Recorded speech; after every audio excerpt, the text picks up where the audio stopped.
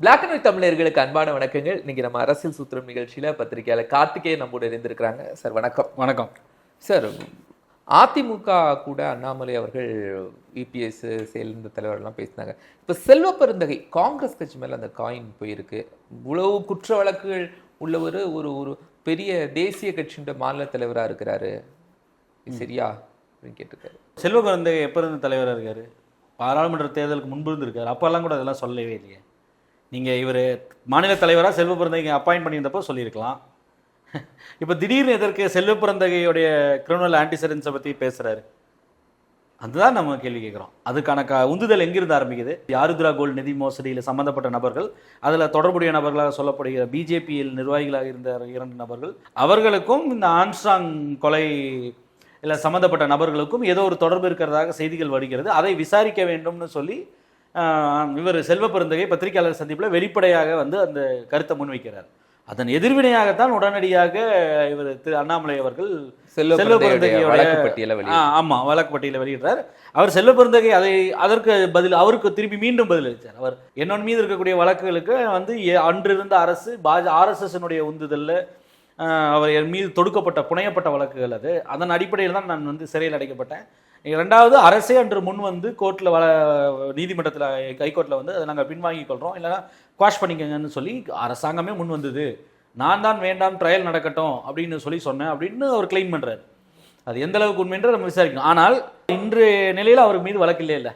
2வது இன்னொரு விஷயம், அவர் அந்த பேசும்பொழுது வந்து அவர் சொன்னார், உளவுத்துறையினுடைய அறிக்கையின்படி 261 குற்ற பின்னணி கொண்ட நபர்கள், அவர் குற்ற பின்னணி கூட சொல்ல, செல்வ பெருந்தகை அவர்கள் சொன்ன வார்த்தை வந்து குற்றவாளிகள்னு சொல்லி சொன்னார். அப்போது அந்த குற்ற பின்னணின்னு நம்ம எடுத்துப்போம். குற்ற பின்னணி உள்ள நபர்கள் பாஜக பல பொறுப்புகள் வழங்கப்பட்டிருக்கு, நிர்வாகிகளாக இருக்கிறார்கள்னு சொல்லியிருந்தார். அந்த அவர் சொல்லிக்கூடிய எண்ணிக்கை 261 உண்மையா இல்லையான்றது இட்ஸ் டிபேட்டபிள். அது நம்ம அந்த அக்யூரசிக்குள்ள போக வேண்டியதில்லை. ஆனால் உண்மையிலேயே கடந்த சில ஆண்டுகளாக, குறிப்பாக திரு அண்ணாமலை அவர்கள் தலைவர் பதவி வந்ததுக்கப்புறம் கடந்த சில ஆண்டுகளில் குற்றப்பின்னணி உள்ளவர்கள் பல நபர்கள் வந்து பொறுப்புகள் கொடுக்கப்பட்டிருக்கார்கள்ன்றது அது பேசுபொருளாக பொதுத்தளத்தில் அரசியல் வந்து மைய நீரோட்டத்தில் வந்து பெரிய விவாத பொருளாக இருக்குதுன்றது உண்மை. அதில் எந்த தவறும் கிடையாது. ஐ மீன் அதில் எந்த ஒளிவு மறைவுமே கிடையாது. அது வெளிப்படையாக எல்லாத்துக்கும் தெரிந்த விஷயம் தானே, பிளாக் அண்ட் ஒயிட்டில் இருக்கிறது தான்.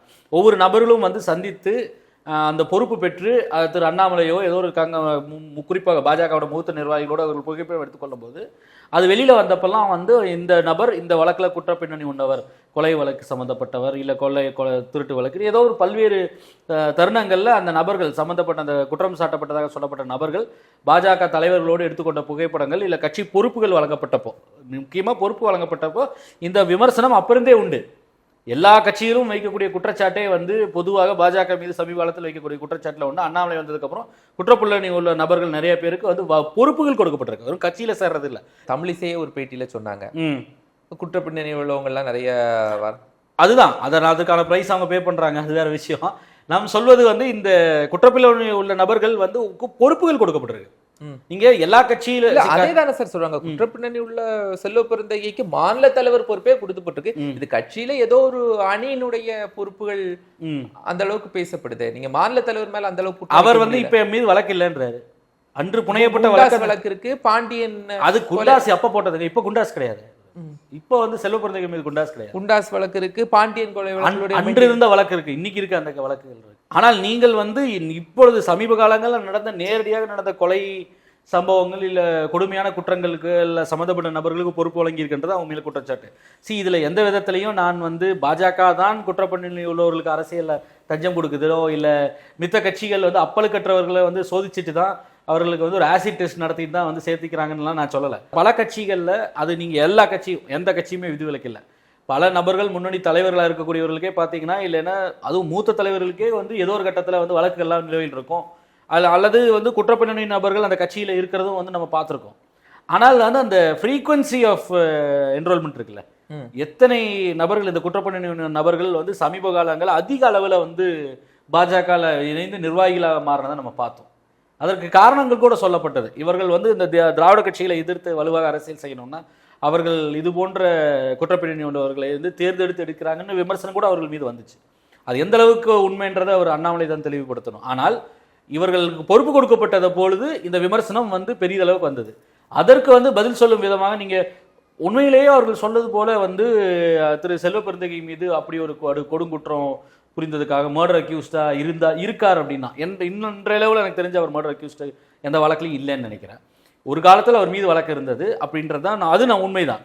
அவர் குண்டாஸ் அடிக்க அதுவும் உண்மைதான். அந்த குண்டாஸ் வழக்கும் சரி அதெல்லாம் ஒரு காலத்தில் இருந்தது, இன்றைய இல்லை. ஆனால் நீங்க அந்த வாதத்தை வைத்து அப்போ ஒரு காலத்தில் இருந்த நபர் வந்து இன்னைக்கு நல்லவர்னு ஏற்றுக்கிட்டா எங்க கட்சியில் இருக்கிறவரும் ஏற்றுக்கலான்னு திரு அண்ணாமலை அந்த கன்செஷன் கேட்கிறாரான்னு தெரியல.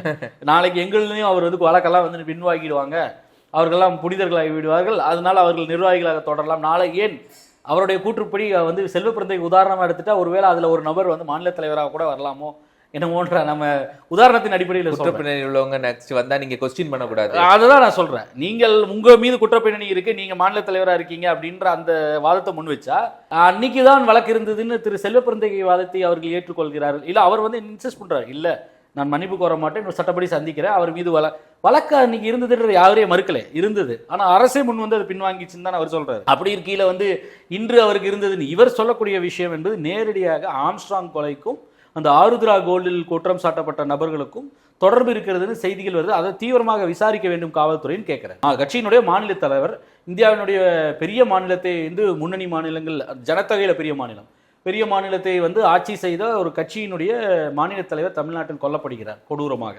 அந்த கொலையில் சம்பந்தப்பட்ட நபர் அது பெரிய அரசியல் பேசு பொருளாக ஆகுது. அதை சட்ட ஒழுங்கு இந்தியாவில் தமிழ்நாட்டில் சீர்கேட்டுருச்சுன்னு பெரிய அளவுக்கு விமர்சனம் செய்யக்கூடியது இதே பாஜக தலைவர் தான். எல்லா எதிர்கட்சிகளும் செய்யறாங்க. அந்த விமர்சனத்தை யாரும் தவறு சொல்ல முடியாது, நியாயம் தான். நான் ஒண்ணு கேட்கிறேன் சார், இப்போ அதை சிபிசிஐடி விசாரணை செஞ்சுக்குவாங்க, இல்ல அவங்க கேட்கறது மாதிரி சிபிஐ விசாரணையே கொடுத்தால் அவங்க விசாரிச்சுக்குவாங்க. செல்வ பெருந்தகைக்கு என்ன அவ்வளவு தெரியுமா, அக்யூரசியா தெரியுமா, இவங்க தான் தொடர்பு இருக்கு? அவர் வந்து எனக்கு தெரியும்னு சொல்லல, அவர் சொன்னது வந்து இது அந்த செய்திகள் வருகிறது அப்படின்றாரு. அதுல வந்து நீங்க யாருக்கு சொல்ற, தமிழ்நாடு அரசுக்கு சொல்றாரு? ஆமா, அவர் அரசுக்கு வந்து காவல்துறை விசாரிக்க வேண்டும் தானே செல்வ பெருந்தகை கேட்டார். எனக்கு தெரியும் அவர் சொல்லல. இது போன்ற ஊடகங்களில் வந்து செய்திகள் வந்து வருகிறது. குறிப்பிட்ட இதெல்லாம் மேற்கோள் காட்டி பேசினான்னு நினைக்கிறேன், நான் பேர் குறிப்பிட விரும்பல. ஆனால் சில வலைதளங்களில் வந்து ஒரு செய்தி பப்ளிஷ் பண்ணக்கூடிய வெப்சைட்டுகளில் வந்து இது போன்ற அந்த நபர்கள், சம்பந்தப்பட்ட நபர்கள் இதுலேயும் தொடர்புள்ளவர்களாக இருக்கிறார்கள் அப்படின்ற செய்திகள்லாம் எழுதப்பட்டிருக்கு.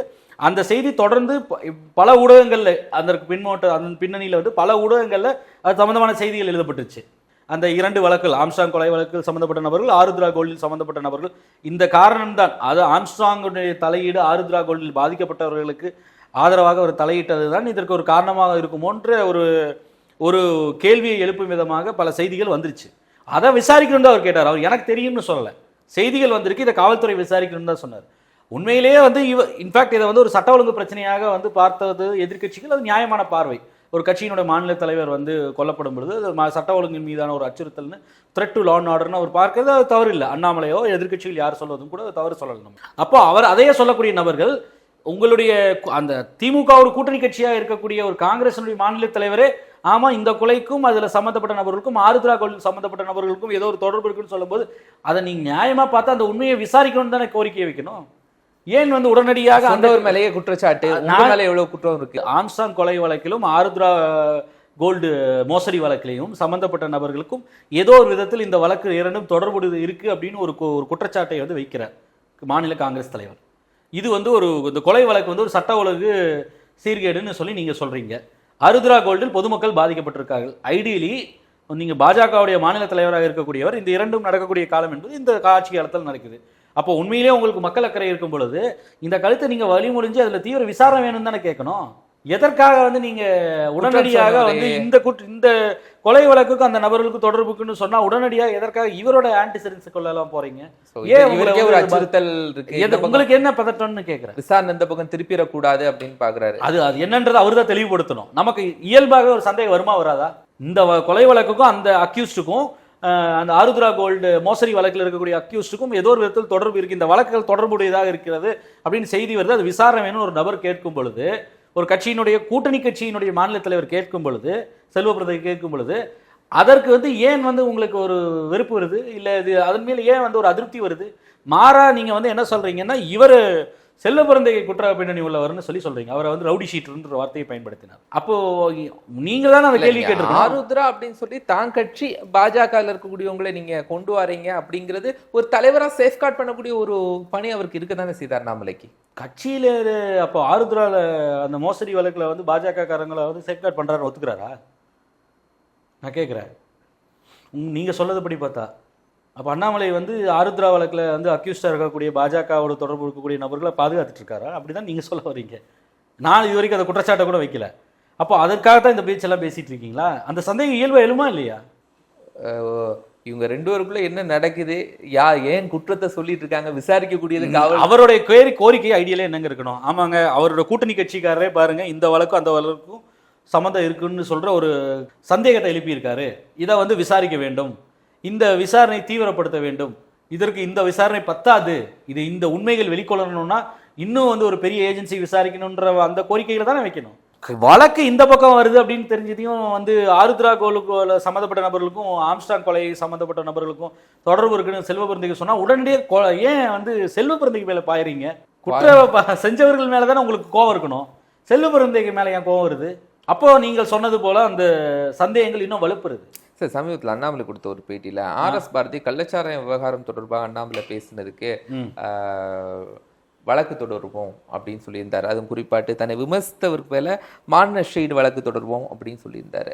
இது தொடர்ந்து ஏற்கனவே நான் உங்க மேல வழக்கு தொடர்ந்தேன், நீங்க எங்க மேல வழக்கு தொடர்றீங்க அப்படின்னு ஒரு பேச்சு அண்ணாமலை இன்னைக்கு கொடுத்துருக்காரு. சரி, இப்போ ரொம்ப பெரிய விஷயம் அது. நான் கேட்குறது இன்னைக்கு என்ன ரொம்ப பிரதான விஷயம் இன்னைக்கு என்னது? நீங்கள் ரெண்டு மாநிலங்களுக்கு என்னவோ போட்டுக்குங்க, இந்த பத்திரிகையாளர்கள் மீது வழக்கு போடுறதும் சரி, இல்லை அரசியல்வாதிகள் பரஸ்பரம் ஒவ்வொருத்தர் மீதும் வந்து இது டெஃபமேஷன் கேஸ் போடுறதும் சரி, இதெல்லாம் வந்து மக்களுக்கு பைசாக்கு பிரயோஜனம் உண்டு. அதனால இல்லை ஆர்எஸ் பாரதியை வீட்டுக்கு அனுப்பாமல் விட மாட்டேன், ஜெயிலுக்கு அனுப்ப என்ன நீங்கள் பண்ண முடியும்? உங்களால் ஆர்எஸ் டெஃபமேஷன் சூட்டில் உங்களால் என்ன பண்ண முடியும்? அதில் கேஸ் போட்டால் ஒன்று பிரச்சனை இருக்குது, சாட்சி கூண்டில் ஏறி சாட்சி வேறு சொல்ல அவர் கேட்பாரு, கிராஸ் பண்ணும் பாரு, பதில் சொல்லணும், அதுக்கும் தயாராகிக்கணும். அது என்னமோ பண்ணிட்டு போங்க. அதனால் யாருக்காவது மக்களுக்கு ஏதாவது பாதிப்பு இருக்கா? இல்லை பொது அமைதி பாதிக்கும் விதமாகவோ இல்லை வந்து சமூக நல்லிணக்கம் வந்து இல்லை பொது அமைதியோ பாதிக்கும் விதமாக இந்த ரெண்டில் ஏதோ ஒன்று பாதிக்குது, மக்களுக்கு பாதிப்பு இருக்குன்னா அதை நம்ம பெருசாக எடுத்துக்கலாங்க. இல்லைன்னா இது என்னை பொறுத்த வரைக்கும் இது ரெண்டு பேரும் வந்து ஒரு பரஸ்பரம் குற்றச்சாட்டு சொல்லிக்கிறது, இல்லை அவர்களுக்கு ஒருத்தருக்கு ஒருத்தர் வந்து இல்லை டெஃபமேஷன் சூட்டு போடுறது பிரச்சனை பூதாகரமும் போது அப்படின்ட்டு அதான் நான் கேட்குறேன். இந்த டைவர்ஷனரி டாக்டிக்ஸ் நானே என்ன சொல்கிறேன், இதை பற்றி நம்ம விவாதிப்பதே வந்து டைவர்ஷனரி டாக்டிக்ஸ் தான். இப்போ கவனம் வந்து நம்ம செலுத்த வேண்டியது வந்து ஆம்ஸ்ட்ராங் கொலை மீதும் ஆருத்ரா கோல்டு மீதும் தான். ஏன்னா ஆரம்பத்தில் வந்து ஆம்ஸ்ட்ராங் கொலை நடந்த உடனே பார்த்தீங்கன்னா கடும் விமர்சனம் வந்து ஆம்ஸ்ட்ராங் குறித்தான விமர்சனத்தை வந்து அதிக அளவுக்கு வச்சது வந்து பார்த்தீங்கன்னா வலதுசாரி சிந்தனை கொண்டவர்கள் வந்து அந்த சமூக ஊடகங்களில் பார்க்க முடிச்சது. அப்புறம் ஒரு ஸ்டேஜில் பார்த்தீங்கன்னா அந்த திமுகவினுடைய ஆதரவு வட்டமாக இருக்கக்கூடிய ஒரு சிலர் வந்து அந்த ரோல் அதுக்கப்புறம் அவங்க டேக் ஓவர் பண்ணிக்கிட்டாங்க. ஆனால் அந்த இடைப்பட்ட காலத்தில் வந்து அந்த ஸ்டார்டிங்கில் ஆருத்ரா கோல்டுன்ற விஷயம் கையில் எடுத்ததுக்கப்புறம் பார்த்தீங்கன்னா இந்த திமுக டேக் ஓவர் பண்ணது அவங்க அப்படியே அமைதி ஆயிட்டாங்க. ஆனால் இப்போ ஆருத்ரா கோல்டு பற்றியோ அந்த ஆம்ஸ்ட்ராங் கொலையும் வந்து இது ஒரு தொடர்பு இருக்குது அப்படின்ற கேள்விகளை சந்தேகங்களை எழுப்பினால் அண்ணாமலைக்கு வந்து திரு செல்வ பிறந்தகை மீது கோபம் வருகிறது. இன்ஃபேக்ட் வந்து இதில் அரசியல் பின்னணி இல்லை அப்படின்னு மாநகர கமிஷனரே சொல்லியிருந்தார், சஞ்சய் ராத்தோர் சொல்லியிருந்தார். அப்போ ஏதோ ஒரு விதத்தில் வந்து இது தீவிரமாக ஆராயப்பட வேண்டிய தேவை இருக்கிறது. இன்ஃபேக்ட் வந்து அந்த பல நபர்கள் வந்து பொது வழியில் எழுதக்கூடியது நம்சி அதை எல்லாத்தையும் வச்சு பேச முடியாது. சார் இது வந்து ஒரு சென்சேஷனல் கேஸு, இப்போது ரொம்ப அதி முக்கியத்துவம் வாய்ந்த ஒரு வழக்கு. இதில் அவர்கள் வந்து உண்மையிலேயே ஆராய வேண்டியது வந்து காவல்துறை தான். நம்ம வந்து தெரிஞ்சது போனது வந்தது சொல்ல முடியாது.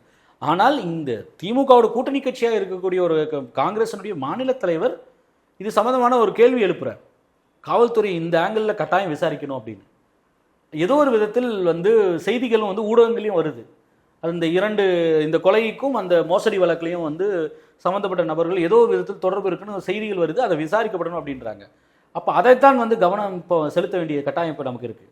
இந்த நேரம் என்பது வந்து ஒரு கொலைக்கான ஒரு நீதி கிடைக்கணும், ஒரு உயிர் பறிக்கப்பட்டிருக்கு, ஒரு கொலைக்கு நீதி கிடைக்க வேண்டும், அதற்கான அந்த செய்தவர்களுக்கு தண்டனை கிடைக்க வேண்டும், அந்த கொலைக்கான காரணத்தை கண்டுபிடிக்கணும். கிரைம் நடக்கும்போது அதுவும் குறிப்பாக வந்து ஒரு மர்டர் நடக்கு அப்படின்னா அதில் மென்ஸ்ட்ரியான்னு சொல்லுவோம் இல்லையா, மோட்டிவ், இந்த motive to commit the crime is very important. அப்போ என்ன காரணத்திற்காக வந்து இந்த கொலை செய்யப்பட்டிருக்கு அப்படின்றது தீவிரமாக ஆராய வேண்டியது கட்டாயம் இருக்குது. இந்த ஒரு புது ஆங்கிள் வந்து ஒரு விஷயத்தை அது சொல்லிட்டு இருக்காங்க, அது அப்புறம் இடையில வந்து அது மட்டுப்பட்ட போகுது, அப்புறம் தீர்வும் வந்து அது உயிர் பெறுது. இங்கே இருக்கக்கூடிய கட்சி தலைவர்கள் செல்வபிரதை போன்றவர்கள் அது எழுப்பும் பொழுது அப்போ அது தீவிரமாக ஆராய வேண்டியிருக்கு. அப்போ உண்மையிலேயே இந்த கொலைக்கு பின்னணியில் வேறு காரணங்கள் இருக்கா அப்படின்றத ஆராயணும் இல்லையா? அதை பற்றி பேசுகிறத விட்டுட்டு நீங்கள் வந்து நான் மேலே கேஸ் போடுவேன், நீ என்ன மேலே கேஸ் போடுவேன், திமுக வலிக்காம வர மாட்டேன், அவர் இந்த மாதிரி நிறைய பஞ்ச் டைலாக் பேசிகிட்டு இருப்பார். அதற்கு பதில் அளிக்க விதமாக இவர் ஆர்எஸ் பாரதியும் பஞ்ச் டைலாக் பேசுகிறார், இல்லைன்னு நம்ம சொல்லலை. பட் அதெல்லாம் தேவையில்லாத விஷயங்கள். இப்போ வந்து ரொம்ப முக்கியம் வாய்ந்தது ஒரு கொலை நடந்திருக்கு ஒரு மாநில தலைவர், அது யாரா இருந்த நபரா இருந்துட்டு ஒரு தனிப்பட்ட நபர் எந்த ஒரு நபர் அதுக்கான செய்யப்பட்டாலும் விசாரிக்கணும். நேர்மையா இப்போ ஃபோக்கஸ் வந்து செல்வ பிறந்தகை அவர்கள் டிமாண்ட் பண்ணது போல இந்த 2 வழக்குகளுக்கும் தொடர்பு உண்டா அப்படின்றது தீவிர ஆராயப்பட வேண்டும். அதுல வந்து யார் யாருக்கெல்லாம் வந்து அதுல வருத்தம் வருகிறது, கோபம் வருகிறது, அப்படி அந்த பார்வையில வந்து கோணத்துல அந்த வழக்கை விசாரிக்கும் போது யாருக்காவது வந்து அதுல எரிச்சல் வருகிறது, இல்ல அதிருப்தி, இல்ல கோபம் வருகிறதுனா அதையும் ஆராயணும். நிச்சயமா சார், நிறைய கருத்துக்களை பதிவு செஞ்சு நன்றி. நேர்களை மற்றும் நிகழ்ச்சி நம்ம சந்திக்கலாம். நன்றி.